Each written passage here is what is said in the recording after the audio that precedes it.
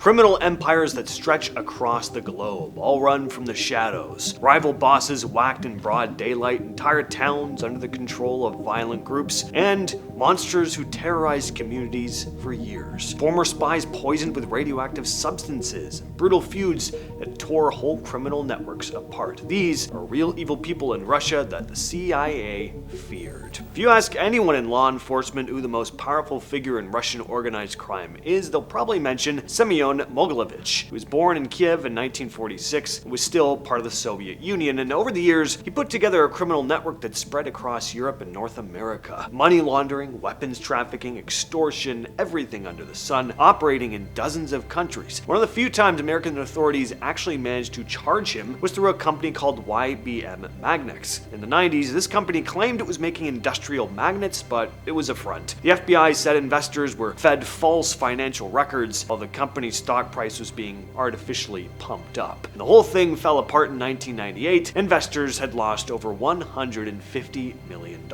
By 2003, the US government had charged Mogilevich with dozens of counts, including fraud and money laundering. A few years after that, he landed on the FBI's 10 most wanted list. But the thing that drives investigators crazy is that Mogilevich had spent most of his time living comfortably in Russia. Getting him extradited to the United States is basically not going to happen. So, the man who's widely considered the top boss of Russian organized crime has never once sat in an American courtroom. After the Soviet Union collapsed, the criminal world in Russia got extremely violent. During that period, one name stood out above almost everyone else: Vyacheslav Ivankov. His nickname was Yaponchik, which roughly translates to Little Japanese, which sounds pretty silly, but there was nothing funny about this guy. Ivankov climbed through the ranks of the Russian underworld in the 80s and eventually earned the title of Thief in Law, a rank inside Russian organized crime reserved for the baddest of the bad. In the early 90s, Ivankov moved to the United States and set up in Brighton Beach, New York. American investigators believed he'd been sent there specifically to coordinate criminal activity across the country. He was accused of running an extortion operation that went after Russian business owners. In 1995, the FBI took him down. Prosecutors said he and his crew had demanded millions of dollars from a financial firm and threatened violence if it wasn't paid. He was convicted, spent nearly a decade locked up in the US, then got deported back to Russia. In 2009, he was sitting outside a restaurant in Moscow when he was sniped from across the street. He died a few weeks later. Gennady Petrov. Investigators say he helped build one of the most powerful criminal networks to come out of St. Petersburg in the 90s. Petrov is strongly tied to the Tambov crime group, which grew during the messy years right after the Soviet Union fell apart. At that time, entire industries were being sold off and enormous amounts of money were changing hands, and criminals were right there, mixing legitimate business deals with not so legitimate ones. Petrov is involved in money laundering, racketeering, narcotics trafficking, and arms smuggling. Spanish investigators spent years tracking him and eventually launched an operation in 2008. Petrov was arrested during that operation along with a bunch of his crew, but things were muddy. The criminal activity overlapped with what looked like totally normal business, but it was all being used to hide where the money was really coming from. But Petrov denied all of it and was later let out on bail. In 2010, a crime happened in Russia that genuinely shocked the entire country. Sergei Tsapok was the leader of a violent crew operating in a small rural area in southern Russia. For years, people in that area had,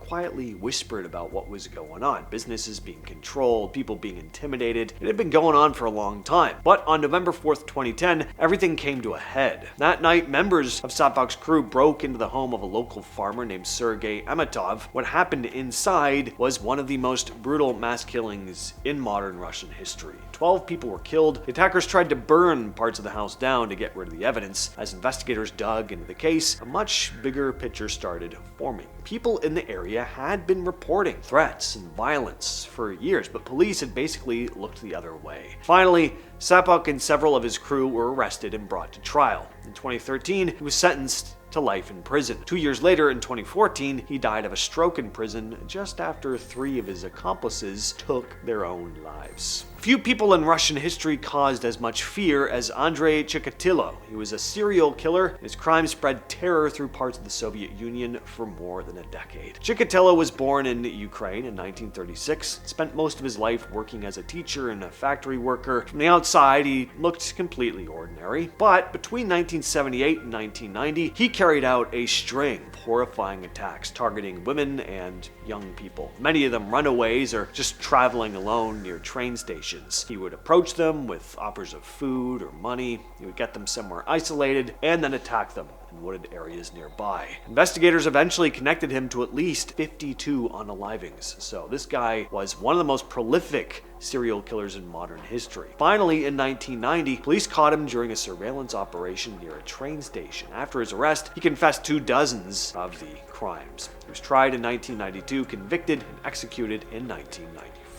In the late 80s and into the early 90s, Sergey Maduev became one of the most feared criminals in Russia. Born in 1956, he built a reputation not just as someone who committed violent crimes, but as someone who was calculated and methodical about it. He carried out violent robberies and unalivings across multiple cities. Investigators suspected him in the deaths of at least 10 people, the real number probably being much higher. One of the stories that made him particularly notorious involves a female investigator who was assigned to question him in prison. He reportedly manipulated and seduced her, and authorities believed it was part of a calculated plan to escape. So this guy wasn't just brutal, he was smart, not a good combination. It made him especially hard to deal with. But he was convicted and sentenced to death, but he ended up dying in prison in 2006 after years of being locked up. Aslan Usoyan went by the nickname Grandpa Hassan. This man was considered one of the most powerful and feared figures in Russia for decades. Born in 1937 in Georgia, he built up an operation across Europe. He wasn't the type who got his hands dirty personally, though. He was a strategist who would pull the strings from a distance. He also had his hands in businesses that looked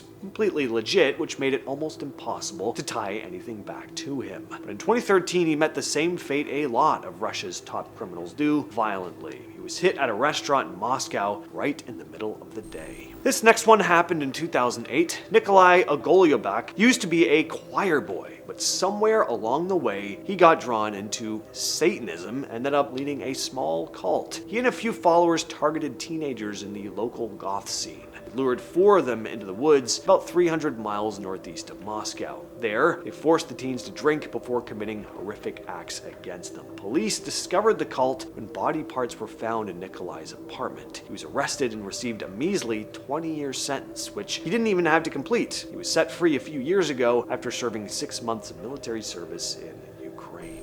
Sergey Timofeev ran one of the most feared criminal organizations in Moscow during the 90s. This group came up during the years right after the Soviet Union fell apart. At the time, there was a power vacuum in both business and crime, and people like Timofeev moved in to fill it. The organization was involved in extortion, protection rackets, violent robberies, and money laundering. But they weren't just street-level criminals running small operations. They controlled entire districts of Moscow. Anyone who refused to go along with them or got in their way often paid for it with their life. But Timofeev himself became a major target during the criminal wars that were going on throughout Moscow at the time. Some pretty high-profile criminals were being taken out on a regular basis, often in public, in order to send a message. Well, in 1994, Timofeev was killed with an explosive that was planted in his car. Alexander Litvinenko was a former officer in Russia's FSB, agency that came right after the KGB. He eventually defected to the United Kingdom and became one of the most outspoken critics of the Russian government. In the early 2000s, he started publicly accusing Russian intelligence and criminal networks of corruption and carrying out political hits, and that made him some very serious enemies. He was living in London under tight security, but it wasn't enough to keep him safe. In 2006, Litvinenko was poisoned with polonium-210, which is a radioactive substance that most people had never heard of at the time. It's rare to ever see, but man, was it a brutal way to go out. He died very slowly and painfully over the course of several weeks. And that has been the video for today. I will catch you, yes, you specifically,